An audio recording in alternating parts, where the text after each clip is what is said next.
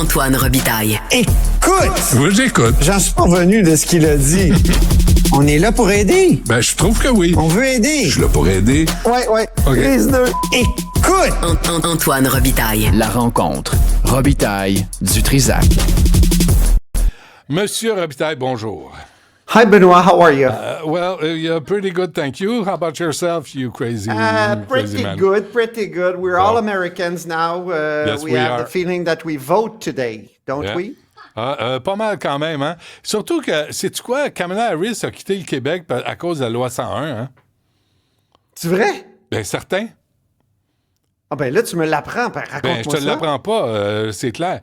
Il était ici jusqu'en 76, je pense. Le PQ est arrivé, puis on dit, oh mon Dieu, les indépendantistes ont pris le pouvoir, on s'en va, on se pousse. Parce que Kamala n'a jamais appris le français. Elle était à Westmount High School avec sa gang d'amis anglo. Moi, je veux m'accrocher à quelque chose que tu as dit au détour d'une phrase ce matin avec Mario. Accroche-toi, mon ami. Tu as dit quelque chose comme « Je suis content que ça finisse ». Mais tu trouves écoute, pas? Je trouve que notre passion pour les élections américaines, j'ai jamais vu une passion aussi ardente. Ben, grâce à Donald Trump. S'il n'était pas là, on ferait... Mitch Romney, là, y a-tu quelqu'un qui se souvient de Mitch Romney? Y a-tu quelqu'un qui se souvient de John McCain? Tu sais, personne. Mais je suis d'accord avec toi qu'il y a un enjeu Donald... assez particulier. Ouais, il y a un enjeu. Il y a vraiment un enjeu actuellement aux élections américaines. Et c'est sûr. Mais je trouve que c'est quand même excessif et que ça va peut-être laisser des traces sur notre culture politique. Ouais, sur notre culture politique. À force de suivre ça comme ça, moi, j'ai l'impression que dans une ou deux élections, au Québec, on va avoir un type ou une femme ou un homme qui va reprendre cette espèce de playbook-là, si tu veux, le manuel de la politique à la Trump, puis qui va se mettre à dire que ses adversaires sont des ennemis du peuple. Puis, mais tu trouves pas que M. Poilievre est sur la bonne piste? Il fait un peu. Il utilise, par exemple, les surnoms. Hein? Et dans sa façon, effectivement, de parler des adversaires, ça devient des ennemis. Et moi, je trouve, effectivement, il est sur la mauvaise pente. Puis, je suis content de voir que la culture politique québécoise réagit à ça, mais et donc refuse cette espèce de manuel du politicien des années 2020. Mais je trouve qu'il y a quelque chose de malsain actuellement. Et je te dis, nos médias couvrent presque pas autant la politique canadienne et québécoise que la politique américaine actuellement. Et il y a quelque chose de déséquilibré. Et il y a quelque chose d'intéressant. Il y a un texte intéressant qui a été publié. Excuse-moi, mais c'est un spectacle sans précédent, là. Ce à quoi on assiste. Je veux dire, suis d'accord. Extraordinaire. Il n'y a rien de comparable. Je veux dire que François Legault aille à tout le monde en parle. Il n'y a rien qui va sortir de ça, là. Tu le sais bien, les petites questions, des balles molles. Il n'y a rien de comparable au Québec. Là. On n'a pas cette culture-là de vouloir confronter nos politiciens. On l'a déjà eu. Mais Télé-Québec a aboli l'émission. Il n'y en a pas de ça. Où les politiciens... Nomme-moi un endroit où les politiciens ont peur d'aller. Viens faire un petit stage ici à la tribune parlementaire, là, tu vas voir ce que c'est des questions corsées. Là. Non, je parle pas de ça. Je parle dans les médias. Là. D'avoir un endroit où les politiciens ont peur d'aller. Puis ils disent, je vais me faire ramasser, je vais me faire brasser. Puis, c'est ça qui manque. Et c'est ce qu'on a aux États-Unis. Là, puis en même temps, tu regardes CNN. C'est ce qu'on a aux États-Unis? Kamala Harris, où est-ce qu'elle a eu ça, vraiment? Une fois, peut-être? Elle l'a eu quand elle est allée à Fox News. Puis elle l'a eu aussi quand elle est allée à 60 Minutes. À un moment donné, il y en a un qui a dit comment vous allez faire ça? Là, à patiner. Comment vous allez faire ça? Non, mais il y en a qui ont fait la job. Je sais, mais. Puis après, écoute, c'était les moi, ma crainte, là, c'est l'américanisation à terme de notre société. Ça se peut.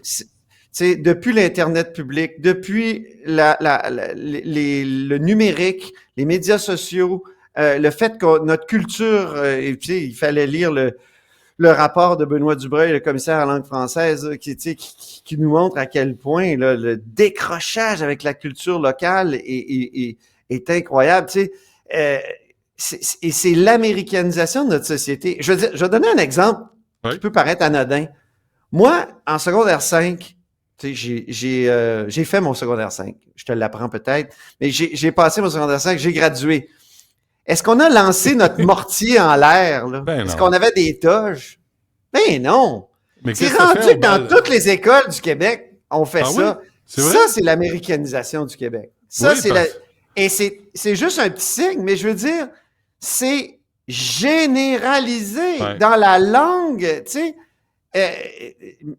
Et c'est ça que... Et je voulais te parler d'un texte qui a été publié le 30 octobre dans Le Devoir. « Suis-je au Québec, aux États-Unis? » C'est Nicolas Bourdon, qui est un professeur de littérature au Collège du Bois-de-Boulogne, qui parle d'un de ses amis américains qui est venu séjourner au Québec et qui a dit, et il le cite au texte, « J'enseigne votre belle langue dans une université de la côte Est des États-Unis et je fais souvent lire un de vos écrivains à mes groupes les plus forts. Je me demande parfois si, la tête plongée dans votre littérature, j'ai manqué la nouvelle de votre annexion aux États-Unis.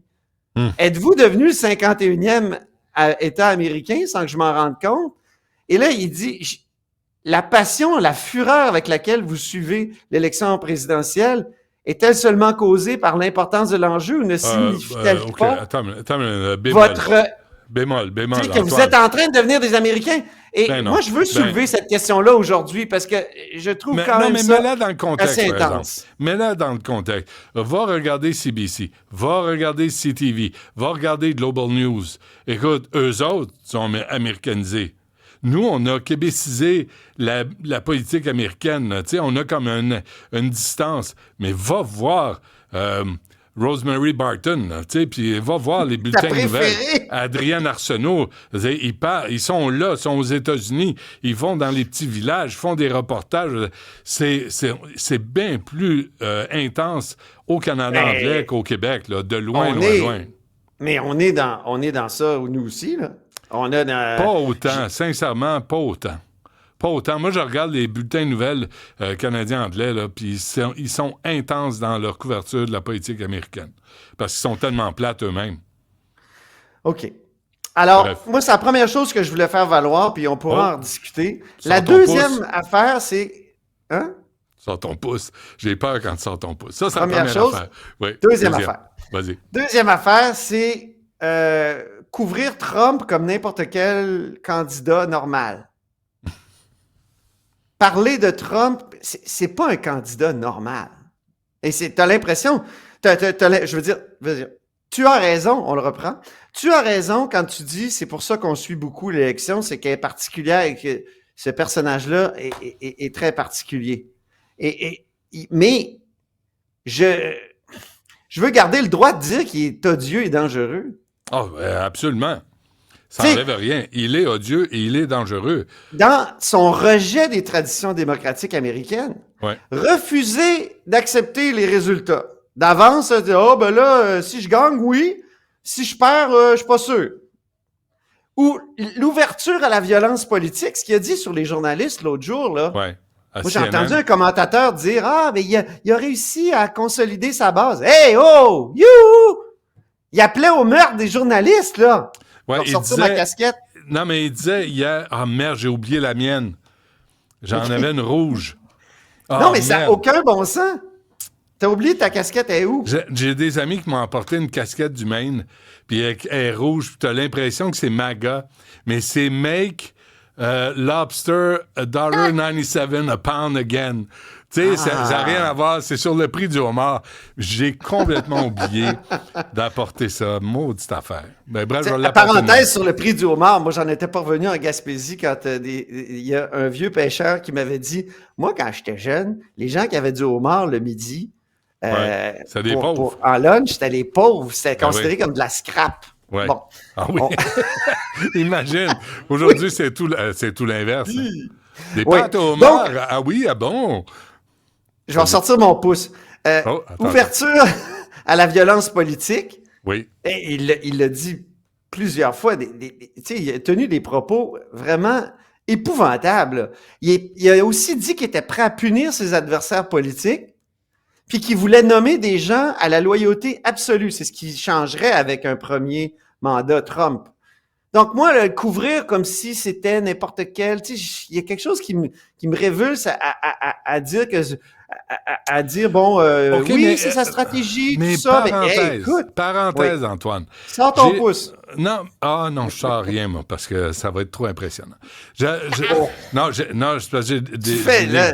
Non, je veux pas mettre ma main, c'est insultant.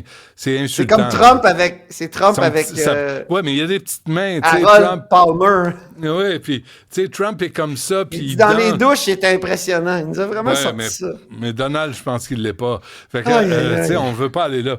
Je sais plus. Non, ce qu'il a dit, Trump, là, à un moment donné, il a parlé de retirer les taxes sur les pourboires, sur le Social Security pour les personnes âgées, sur les prêts automobiles pour les voitures américaines, mais on l'entend jamais. Tu sais, Michael Moore, je le répète, le gars qui a fait les documentaires Roger and Me, qui dénonçait GM à Flint, Michigan. Qui dans les dénonçait années George 80. Bush aussi, ouais. George Bush, puis la culture du gun. Il était à gauche. Michael Moore, c'est un gars à gauche. Ah oui, il est rendu full Trumpiste, là. Il appuie Trump. Pourquoi? Parce qu'il dit Trump est le seul politicien qui est allé voir les 3 grands fabricants d'automobiles. Il leur a dit, si vous déménagez vos usines au Mexique, vous allez avoir des tarifs où vous allez hurler. Oui, mais c'est un pacte avec le diable, avec quelqu'un qui dit qu'il faut tirer Quand tu veux. ses adversaires politiques, sais, puis que les journalistes sont des ennemis du peuple. Ça, je veux dire, il y a comme une ligne rouge là qu'on devrait tracer. Tu sais, qu'on tienne des propos protectionnistes tant qu'on veut, il n'y a aucun problème. Moi, je condamnerai jamais. Mais quelqu'un qui dit que ses adversaires politiques sont des ennemis du peuple et qu'il faut les descendre, Est-ce qu'on a l'image de Trump qui fait une fellation à son micro? J'ai vu ça, moi, pendant... c'est fou raide, c'est misogyne, c'est sexiste. Il y a un texte dans le Los Angeles Times qui... Tiens, regarde ça. T'es-tu sérieux? Ben, à la limite, il est fou. Je trouve ça épouvantable, je trouve ça odieux, mais tu sais, ce qui me révulse encore plus, c'est la violence politique, c'est finalement la rupture avec les traditions démocratiques américaines qu'on respectait jadis et qui fasse semblant de faire une fellation à son micro, passe encore, ça va. Mais quand il dit les résultats, c'est seulement si je gagne, tu sais. Puis il paraît que le conseil qu'il a eu de son entourage, c'est de faire un discours de victoire, peu importe ce qui arrive, le plus vite possible. Ça, c'est un signal envoyé à sa base. Ben, faut se battre jusqu'à la fin, même si on ne gagne pas les élections. Puis quand on écoute l'ancien vice-président Pence raconter les pressions dont il a fait objet pour changer les élections, pour ne pas certifier pour aller chercher des votes. Les résultats en 2020. Des votes qui n'existaient pas. La liste des généraux qui disent on ne veut pas travailler avec ce gars-là, écoute, c'est un gars qui ne respecte pas la démocratie. Oui, mais là-dessus, qu'est-ce qu'il répond, Trump? Il répond à Kamala Harris, toi puis Biden, vous êtes retirés de l'Afghanistan, vous avez laissé pour 7 milliards d'équipements militaires derrière vous, vous avez abandonné nos alliés. Mais ça, c'est un projet sous Trump, là. Oui, mais le projet de retrait d'Afghanistan, c'est sous Trump qui a été tout conçu. Tant que tu veux. Mais c'est Biden qui l'a fait, puis il l'a fait tout croche. Puis regarde la situation des femmes en Afghanistan aujourd'hui. On ferme les yeux là-dessus. Les femmes en Iran, on ferme les yeux là-dessus. Isolationniste comme il est, il s'intéressera pas à l'Afghanistan. Antoine, tout ce que je veux dire, c'est pas vrai. Tout ce que je veux dire, lui, il dit, moi, là, je vais leur régler l'affaire. Kamala Harris, elle rit puis elle ricane.